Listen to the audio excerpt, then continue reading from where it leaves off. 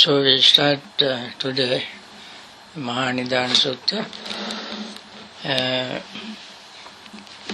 You also have the translation with you, the great discourse on possessions.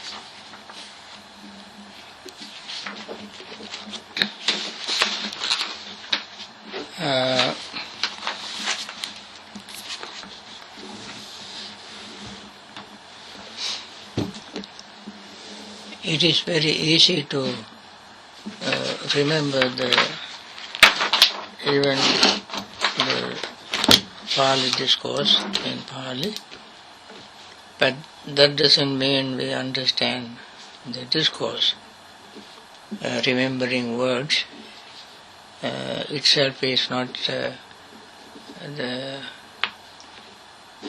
it itself does not give us a deep understanding of the discourse. And also, I may not be able to do the justice to the sutta in such a short time, but we just go over general idea of the discourse.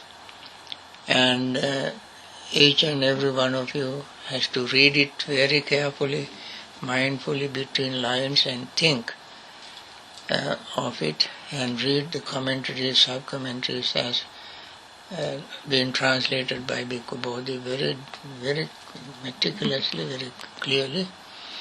I have read a couple of translations in English, but this is the clearest translation and more accurate, very close to the Pali words.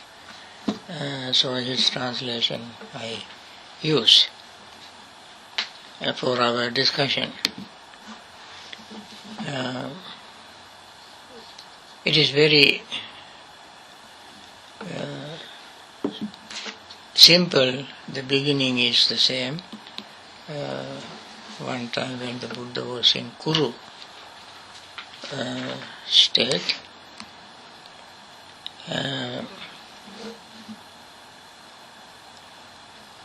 you remember Maha Nidana Sutta was delivered in Kuru, and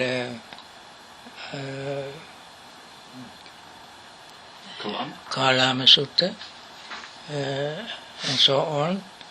Very, very significant discourses were delivered in Kalama, in Kuru state, Kuru town. So then Venerable Ananda one day getting out of his meditation practice. Normally when great beings, either who have attained the first level of enlightenment or so forth, when they meditate, their mind very quickly goes to the dependent origination. Only then they will see the connection our life with the reality, with the truth, so that their understanding is very clear. So Venerable Ananda, according to commentaries, got out of his meditation, went to and during meditation he saw the dependent origination to some extent according to his own understanding, and then he went to the Buddha and made this declaration. He said, it's very beautiful the way he presented it. Accharyam Bhante, Abhutam Bhante, Yayang Gambhiro Chayang Bhante Paticha Samupado, Gambhira Bhasocha, Atachapaname Uttanuko Vyakayati. Very, very good statement. He said, Venerable Sir, it is wonderful and marvelous, Venerable Sir, how this dependent arising is so deep and appears so deep, yet to myself it seems as clear can be. So, for his understanding it was clear, although it is very deep and profound. It appears to be deep. Certain things appear to be deep. For instance, the commentary gives certain examples, like when you see a pond or lake, its water is not very, very clear. So, superficially looking at it, you will see the lake is very, very deep because the water is not very clear.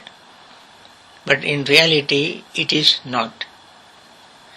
Another lake you can see, water is very clear.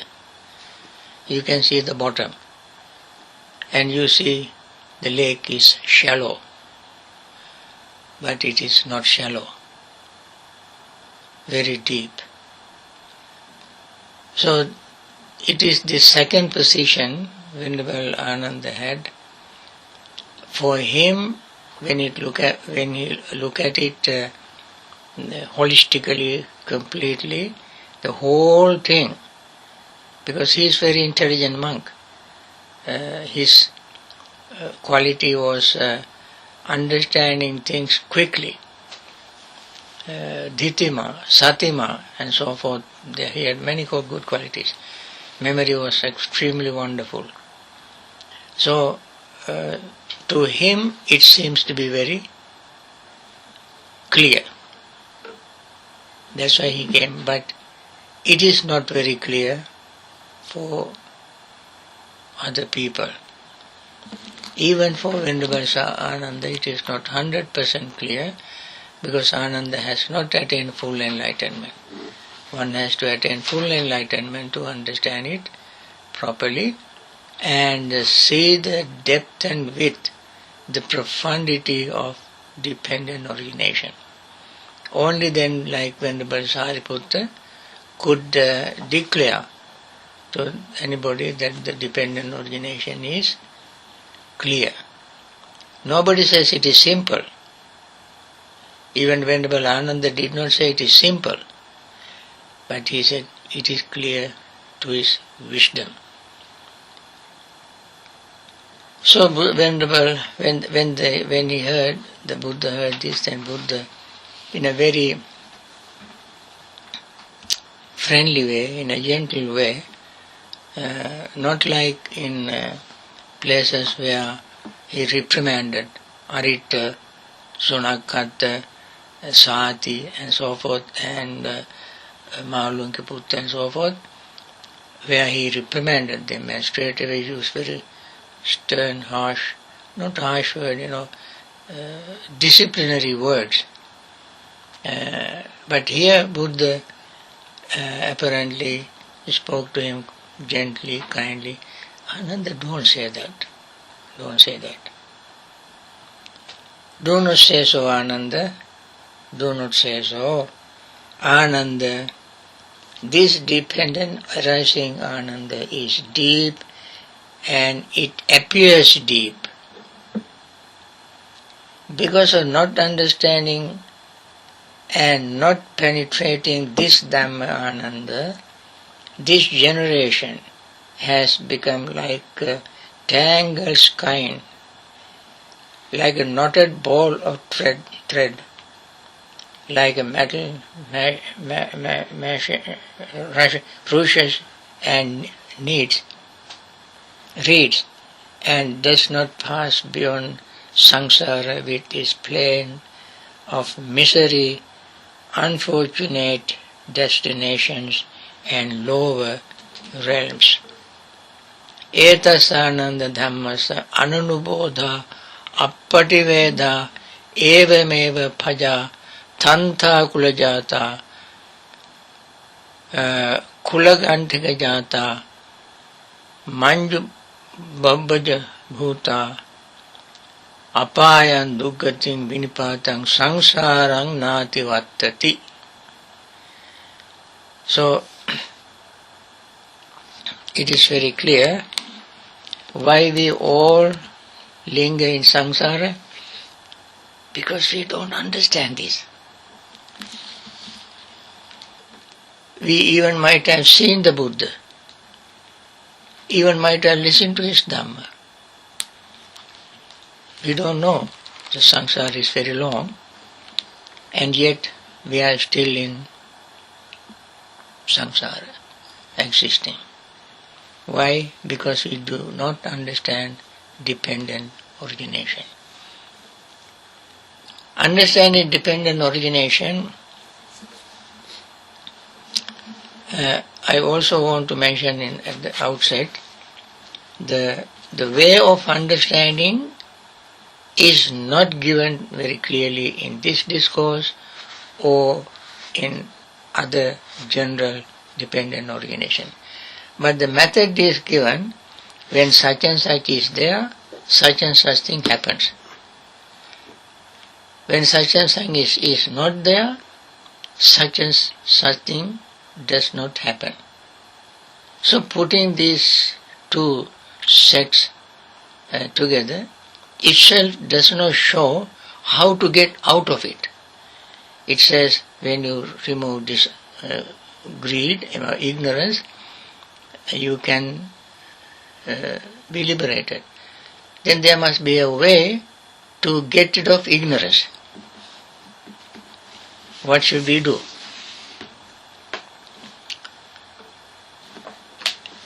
Venerable Sariputta in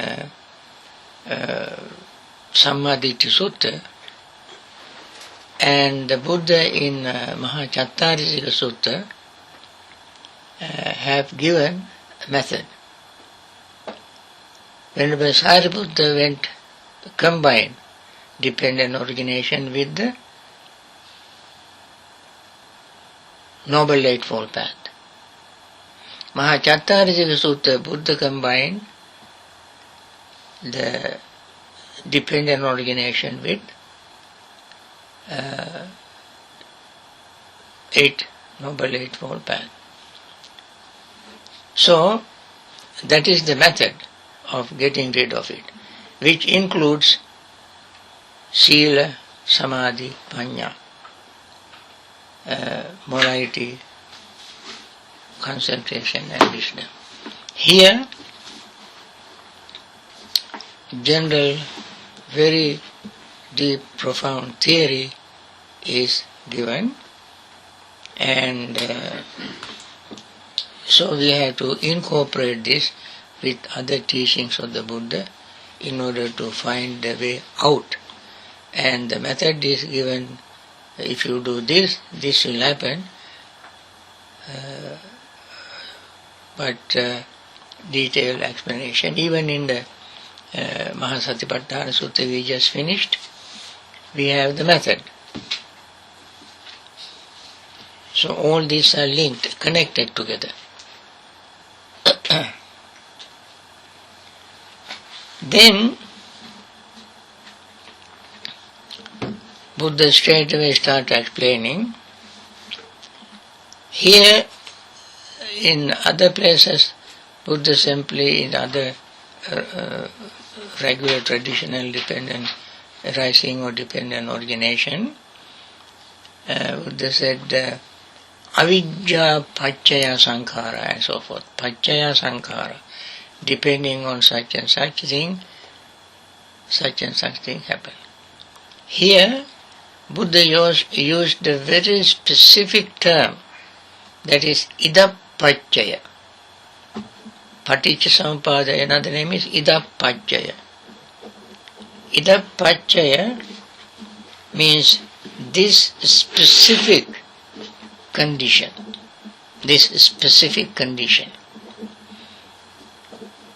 Buddha's teaching is called idappacceta, specific condition. So he asked Venerable Ananda, if one is asked, are aging and death due to specific condition? One should say, they are. If one is asked, through what condition is there arising their aging and death? One should say, with birth as condition, there is aging and death. Now Buddha later on explained how aging and death takes place due to birth. So he asked in the first place, Atti idappacchaya jatiti iti puttena sata ananda atti tissa vacaniyam.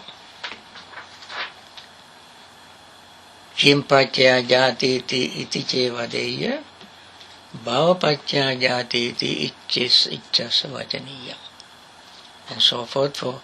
For every step he repeated the same technique, same questioning. This is very much like training a child using catechismic method. You know, catechism in Sunday school, in Christianity, they learn. Buddha asks the question and gives the answer. So we like little children, remember, when somebody asks this question, this is how we answer it. I remember there was a Chinese lady who has been here in this country for almost 30 years. When she went to get citizenship, she has to learn how to answer questions. She did not know any English. All her news is Chinese, TV Chinese, talking Chinese, shopping Chinese, everything Chinese. But what she did was she got somebody and asked him to tell the questions and answers. That's all she knew. She prepared, went for the test, she passed and got the citizenship. Her husband is an English teacher, also Chinese. He went for the test and he failed. Because he was not prepared.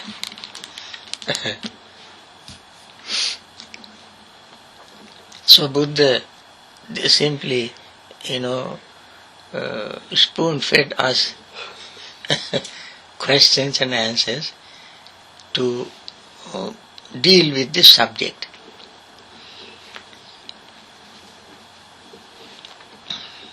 So he goes through the whole list of birth. We are familiar with these statements. If one asks through what condition is there aging and death, birth is the answer. If one asks through what condition is there birth, with existence is the answer.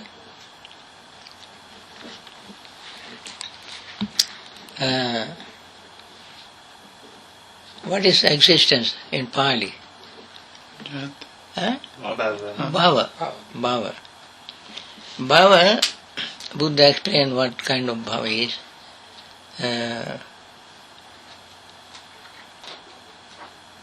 There are two kinds of bhavas. Kamma bhava and vipaka bhava. Committing kamma is kamma bhava. Vipaka bhava means reaping the results. So when you commit something, you are one. When you reap the results, you are another. Not totally another, but not the same state. we learn in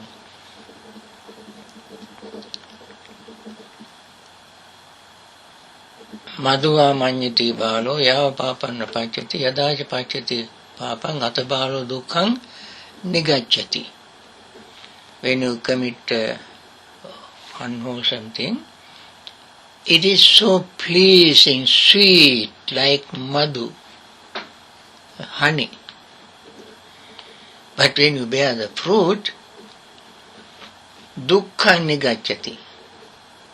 You are in suffering. Now you became one.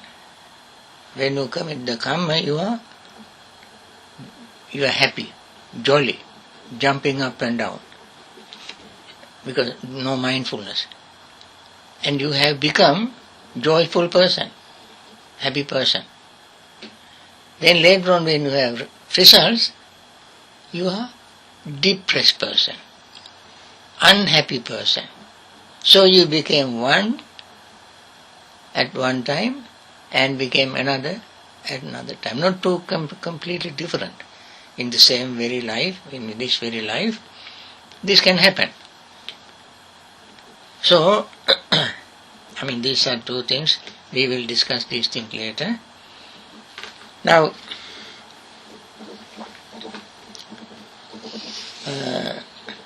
what condition exists? With clinging as condition, there is existence. Clinging also Buddha explained later on. And clinging is due to specific condition. So the specific condition for clinging is craving. No other condition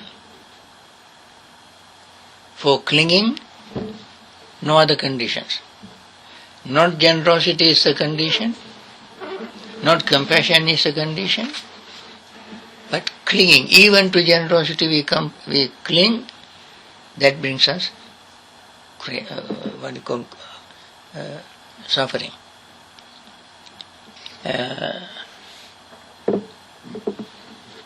Even if we cling to compassion, we end up in suffering. Why? Because we are so compassionate, we want the world to be in such a way, but it is not like that. So we suffer. Now, craving, so condition is the for clinging is craving. Then, what are the specific conditions for craving? Clinging.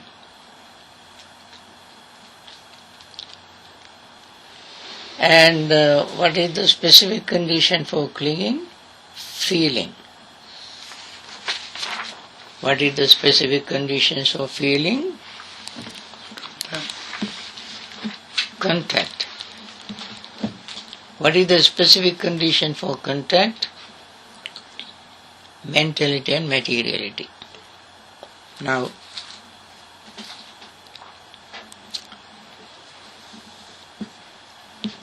here, Buddha talked about contact and he skipped sixfold base. And also he began without using ignorance or volitional formations. Although Buddha has not used ignorance and volitional formations here, in his explanation he compensated these two with greater details, with craving and so on. We can see the secondary list in the discourse. Bhikkhu Bodhi has made a very beautiful chart. I think this is very handy to remember.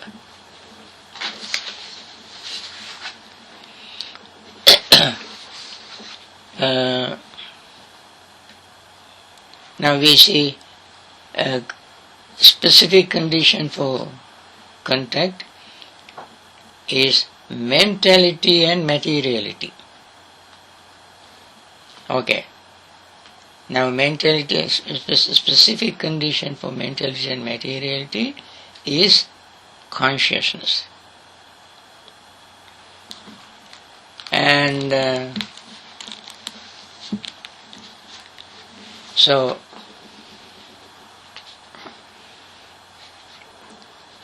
what is the specific condition for consciousness? Go back to mentality and materiality. Now, this is the summary of the first section.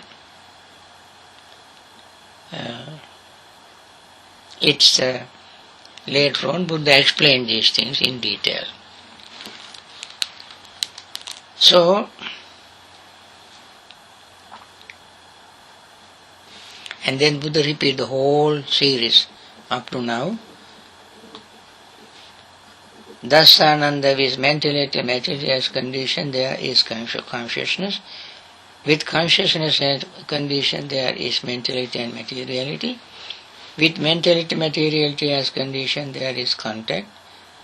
With contact as condition, there is feeling. With feeling as condition, there is craving. With craving as condition, there is clinging. With clinging as condition, there is existence. With existence as condition, there is birth. And with birth as condition, aging, death, sorrow, lamentation, pain, grief and despair come to be. Such is the rising of this entire mass of suffering. Okay? So far, so good. we understand to this extent this much.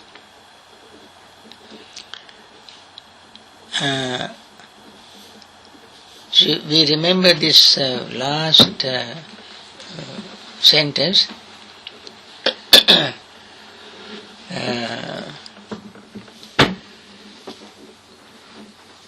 That is Jatipachya jara maranang soka pardeva dukkha domana supayasa sambhavanti. Where we find this statement? Where else?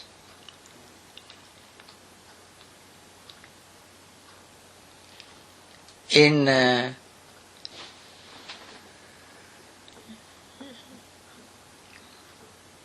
Paticcasamuppada, last section is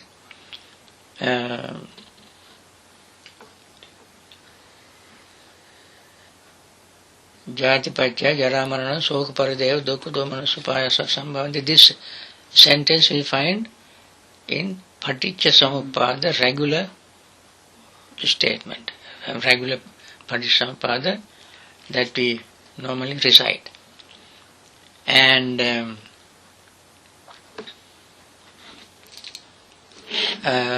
Maha Nidana Sutta also we find Tanha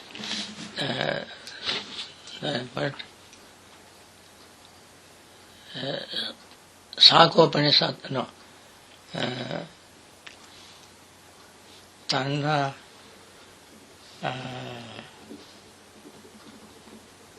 I just skip the sentence, last sentence.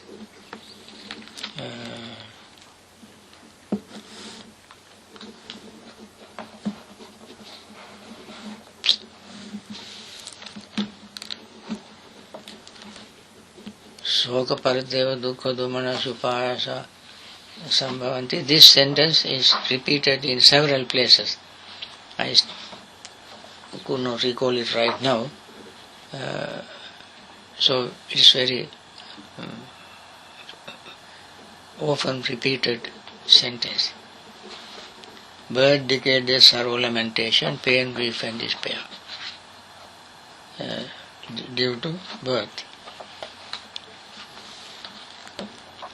And now, Buddha goes to explaining. Jati pacca jara maranang itikopanetam uttang tadananda iminapetam paryayena vedsabbang yatha jati pacca jara maranang jati chahiyananda na bhavisya sabbena sabbang sabbatha sabbang kassati kimmichi sayyatedang. Okay, let us go now. Let us explain. Look at this one. Okay. With birth as condition there is aging and death. How that is so ananda should be understood in this way. If they have absolutely and utterly no birth of any kind anywhere, Buddha used these words inclusively. I mean, whatever you can think, whether visible, invisible, past, present, internal, external, far, near, and so forth and so on, inhuman and so forth, to include everything, Buddha used these words. Such as, when he used the word birth, such as that of goats into state of goats. Now, if you believe that there are goats and they die, if there are no goats